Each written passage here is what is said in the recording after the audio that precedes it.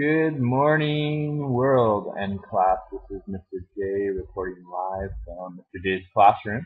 Just following up on yesterday's lecture on Introduction to the Grad Program in BC. This is my first one of these, so please be patient. And here we go. So, the first thing we talked about yesterday, and the first thing you should know, is the word credit. You'll hear a lot of teachers talk about it.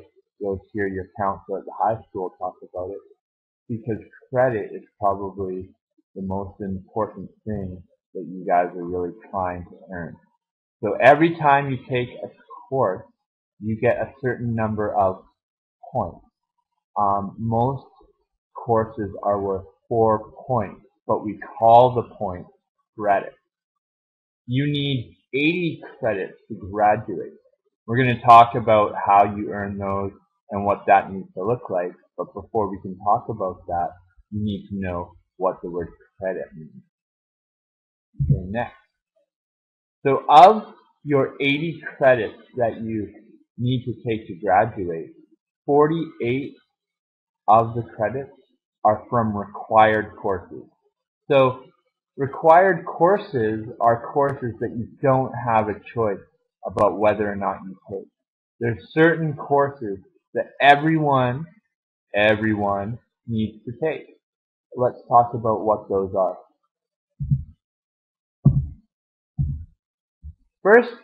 The first batch of required courses are the English courses. So you need 12 English credits in order to graduate, and that's not ESL. That's Language Arts 10, Language Arts 11, and Language Arts 12. So everyone, even if you start in grade 11, you need to take English 10, 11, or 12. Once you pass English 10, you'll have a choice, and you can take Communications 11 or English 11. There'll be more about that later. Next, Social Studies. So every student in British Columbia needs 8 Social Studies credits.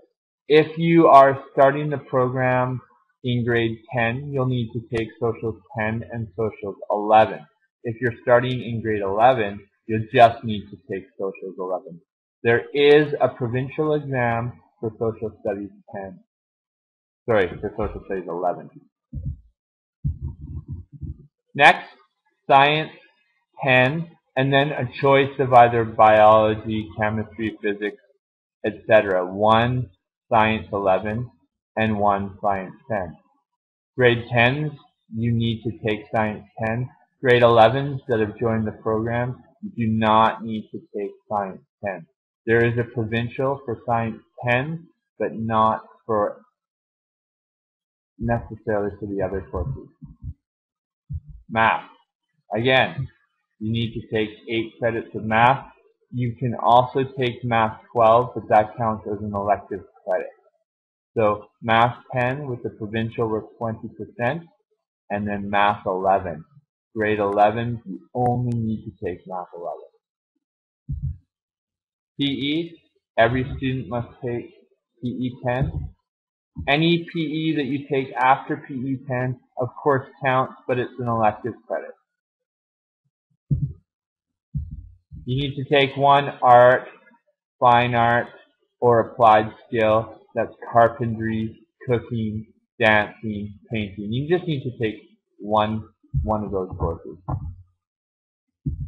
And finally, you have this course. Everyone, no matter their age, needs to take Planning 10 for 4 credits. You're taking that with me right now. You also need to do Transitions 12. That is not a course, but it's about 2 years worth of homework. We'll talk about that in the next few weeks. So that's 48 credits of required courses. You have to take these courses. You can't decide not to take Social Studies 11. And before you graduate, you need to have taken all of these courses on the list or gotten credit from your home country. Alright, so we just talked about elective credits. Now let's talk, we just talked about required courses. Now we're going to talk about electives. Electives are courses that you do not have to take to graduate, but they're sort of your own interest. So, for example, if you take Math 11 and you do really well and you want to take Math 12, you can take it. It just counts as an elective credit. They're still very important. They're still serious courses, but they're your own interest area. So this is the same chart that we just looked at, but we've got our 48 required courses in red. You then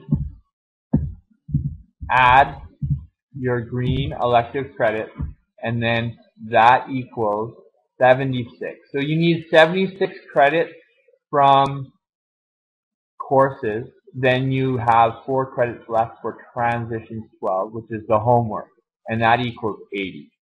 Can you take more than 80 credits?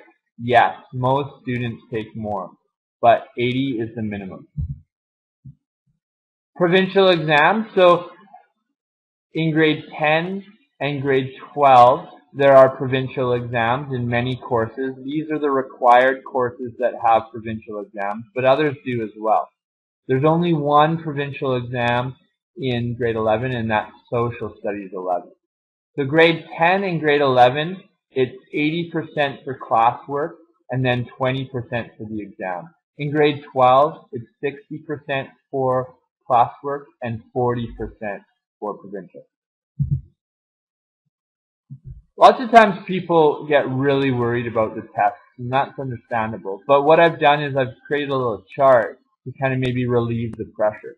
So for example, if you're in my English 10 class and you get 62.5%, you can arguably get 0 on the exam and still pass the course. You need 50% combined between the exam and the course to pass. Obviously, we want you to do better than that, but here's a chart that kind of gives you a breakdown. So once you get into the 50% range for your school mark, that is where you start to need to do very well on the provincial exam. This is a tough position to be in, and it's better to get high as you can for the school mark.